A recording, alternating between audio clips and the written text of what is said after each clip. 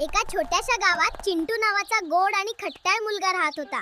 त्याला रंगीबेरंगी फुगे खूप आवडायचे. मला मोठा फुगा हवा. एके दिवशी गावात जत्रा भरली. चिंटू आई सोबत जत्रेत गेला.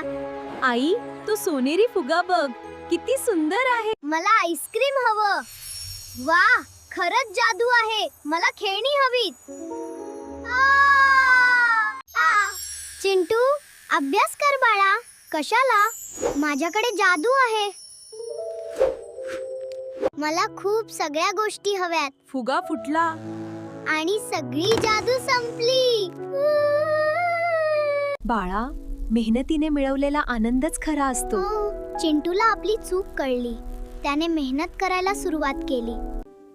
आता चिंटूकडे जादूचा फुगा नव्हता, पण मेहनतीची जादू होती. शिकवणं, मेहनत आणि प्रामाणिकपणा हेच खरे जादू आहेत. खरंच का आई? हो बाळ, अभ्यास कर, यश मिळेल.